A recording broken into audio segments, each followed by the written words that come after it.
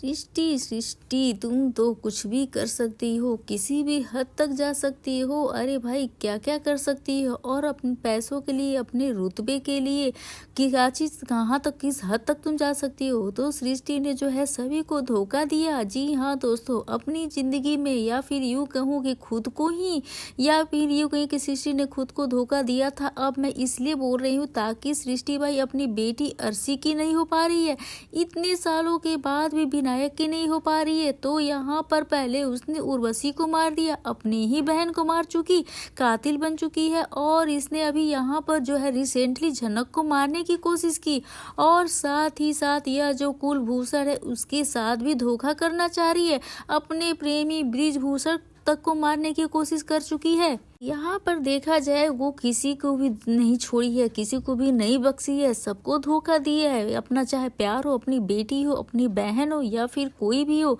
दो जगह अलग अलग बच्चे पैदा कर चुकी है। यहाँ शादी जो है प्यार का जो है प्यार का शादी झूठा वादा कर चुकी है। यानी सृष्टि के ऊपर ऐसा कोई भी इल्जाम नहीं है जो यहाँ पर हम अलग से लगा रहे हैं, सारे इल्जाम जो है पहले से ही लगे हुए हैं।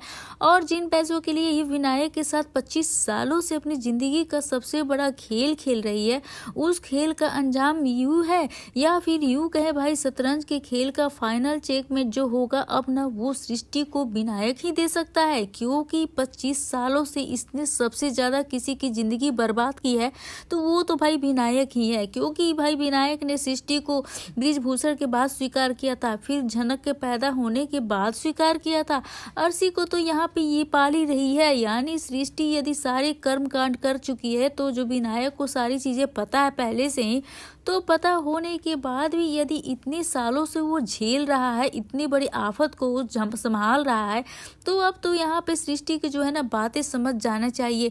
अब तो एटलीस्ट सृष्टि की सारी सच्चाई तो बता देनी चाहिए। लेकिन अब सृष्टि अपनी सच्चाई नहीं बता रही है, अब भी सृष्टि अपने इन्हीं कारनामों में, इन्हीं करतूतों में लगी हुई है, उसे कंटिन्यू कर रही है। तो भाई अब विनायक को कहीं ना कहीं एक्शन तो लेना ही था, और जो एक्शन ना बहुत लंबे पेशेंस के बाद आया है। तो हो सकता है कि यह ऐसा जो है ट्विस्ट एक्शन जिसके पास शायद सृष्टि कुछ कर ना पाए। कुछ दोस्तों यहाँ पे कुछ यूं होने वाला है कि विनायक जो है अपनी पूरी जायदाद जो है सृष्टि के अलावा जो है, अर्शी के अलावा जो है यहाँ पे झनक के नाम पे करने वाला है। जी हाँ दोस्तों, आपने सही सुना, वो अपनी जायदाद का एक हिस्सा जो है झनक के नाम पे करेगा। विनायक अपनी जिद तो करेगा ही करेगा, लेकिन किस लिहाज से करेगा और किन किन शर्तों पे करेगा।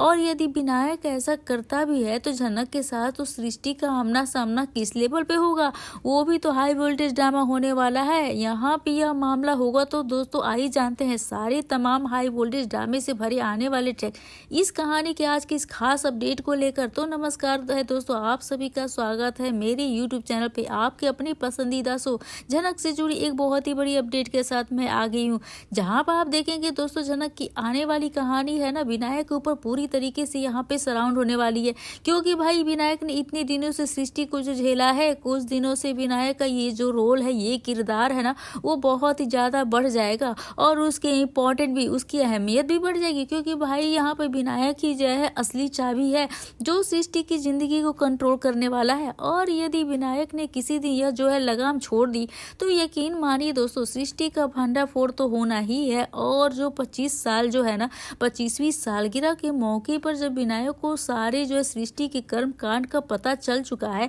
और बृजभूषण भी सर वापस आ ही गए हैं, तो वह इतने सालों बाद भी अपनी बेटी को लेकर आए हैं। तो भाई विनायक की सोच में पड़ गया है कि पहले से ये दोनों एक दूसरे को जानते हैं, और वहां पे सृष्टि गई थी, उससे भी एक बच्चा पैदा किया था। क्योंकि कभी ना कभी जो है विनायक बात उर्वशी से तो हुई होगी, भले ही उर्वशी इस दुनिया में नहीं है, लेकिन क्या पता इस दुनिया को अलविदा कहने से पहले उर्वशी ने कई सारे सच को बता दिया होगा विनायक को। हो सकता है लेटर में भी अनिरुद्ध के पास है, वो लेटर के बारे में विनायक को भी पता है, और वो यही लेटर है जो असली कहानी के नए पहलू को जो सामने लेकर आने वाला है। अब भाई यहाँ पे यूं कहें, उर्वशी को अनिरुद्ध ने बोल दिया कि हाँ अर्शी मेरे पास है, और जो मेरा है मेरे हाथ में साथ दो दो, मैं अकेली फील कर रहा हूँ, यहाँ पे अकेला हूँ, मुझे मेरी तबीयत खराब है तो लो फील कर रहा हूँ। तो मुझे यहाँ पे लगता है ना कि जो मैंने तुम्हारे साथ जो गलत किया, सारी बातें जो नजरअंदाज अंदाज करके अर्शी से कह रहा है और अर्शी के अंदर की मंशा को जानने के लिए भी हो सकता है। और भाई जिस तरीके से जो है ना अनिरुद्ध ना झनक को विभूषण के साथ सृष्टि के घर पे और वहाँ पे जो डांस एकेडमी सिखाने की बात हो रही थी, इसलिए कह रही थी क्योंकि हर पल झनक जो है वो नूतन बनी है। इसके बाद वो सृष्टि से क्लासेस लेगी और फिर सृष्टि को उसके साथ रहकर बात करेगी। यह भी बृजभूषण का ही प्लान है। जैसा उन लोगों ने बनाया था, सरेआम जो फेम उनसे छीना था, वैसे ही झनक उसके साथ भी करने वाली है।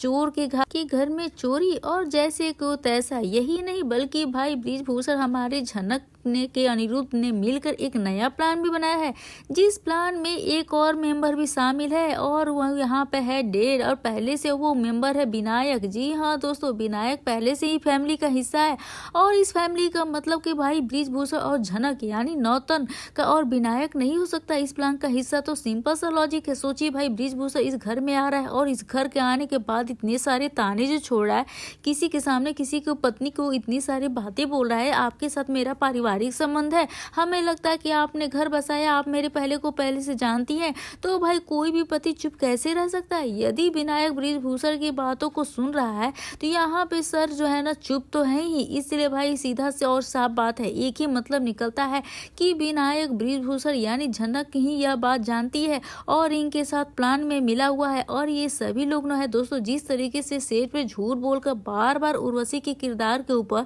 ये अटैक के बाद अटैक सवाल उठा रहे हैं और इतना सब कुछ होने के बाद भी फिर वो वापस उर्वशी को वही बोल रही है कि अब सृष्टि के पास कोई और मौका तो नहीं बचेगा। जब वहाँ पे बृजभूषण यानी हमारे नौतम भाई जो नहीं बोलना चाहिए सही रहेगा, लेकिन यहाँ पे झनक ने बोल तो दिया है। भाई सबसे पहले तो ये लोगों मेकर्स को कौन लोग बुरा लग जाएगा, क्योंकि यहाँ पे कहानी बना रहे हैं और मुझे ये बात समझ में नहीं आ रही है कि शो को 3-4 बीता हुआ एपिसोड हो गया, यहाँ पे खर्चे चले आ रहे हैं और यहाँ पे खींचने के बाद सप्ताह के यहाँ पे प्रोमो दिखाया जाता है, उस प्रोमो को टेलीकास्ट क्यों नहीं किया जा रहा है?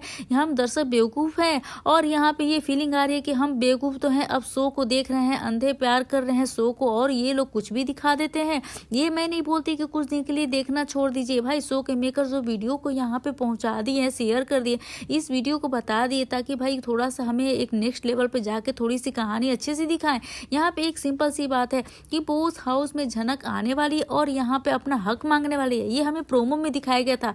और वहीं पर अनिरुद्ध के सामने हाथ फैलाने वाली है, अनिरुद्ध को बोलने वाली कि सर जी आप मेरा साथ तो देंगे ना, और आप अपने परिवार को जो पीछा है अपने आप परिवार को छोड़कर मेरे पास आ जाएंगे। तो ये सारी बातें जो झनक बोलने वाली थी अनिरुद्ध से, उसे वापस तेजस का याद नहीं रहा क्या? तेजस का नाम लेकर वो सृष्टि का भंडाफोड़ नहीं कर पा रही है?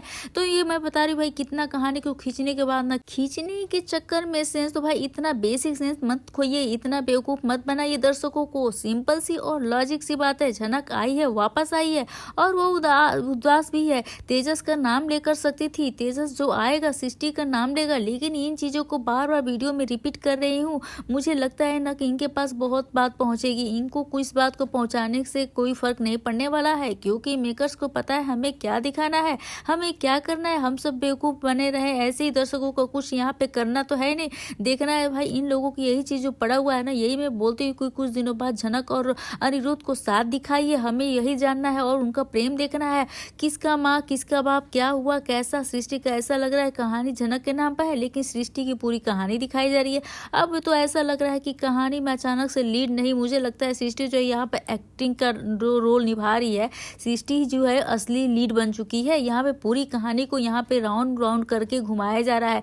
अब ऐसे में जहाँ पे 25वीं सालगिरह हो गई, यहाँ पर जायदाद भी करने वाला है विनायक झनक के नाम पे। ये सब कुछ देखने के लिए हाई वोल्टेज ड्रामे में आप कितने ज्यादा एक्साइटेड हैं दोस्तों? आप अपने कीमती सुझाव हमें जरूर से बताइएगा। तो दोस्तों ये थी आज आपके पसंदीदा शो झनक से जुड़ी बहुत बड़ी अपडेट। उम्मीद करती हूँ आपको वीडियो अच्छी लगी हो। वीडियो अच्छी लगी हो तो बेशक वीडियो को लाइक करिएगा, शेयर करिएगा और दोस्तों प्लीज सब्सक्राइब करना मत भूलिएगा और अपने प्यारे प्यारे कमेंट हमें कमेंट बॉक्स में जरूर से करिएगा। तो मिलते हैं नए ट्विस्ट एंड ड्रामा के साथ, नए एपिसोड के साथ। तब तक के लिए आप बने रहिए हमारे साथ और तब तक के लिए देखते रहिए अपने मनपसंद शो झनक से जुड़ी। तब तक मिलते हैं नए वीडियो के साथ, नए अपडेट के साथ। और अभी तक आपने हमारे चैनल को सब्सक्राइब नहीं किया है तो प्लीज़ जल्दी से जल्दी हमारे चैनल को सब्सक्राइब कर लीजिएगा। मिलते हैं नए वीडियो के साथ, नए अपडेट के साथ। तब तक के लिए बाय बाय, टेक केयर।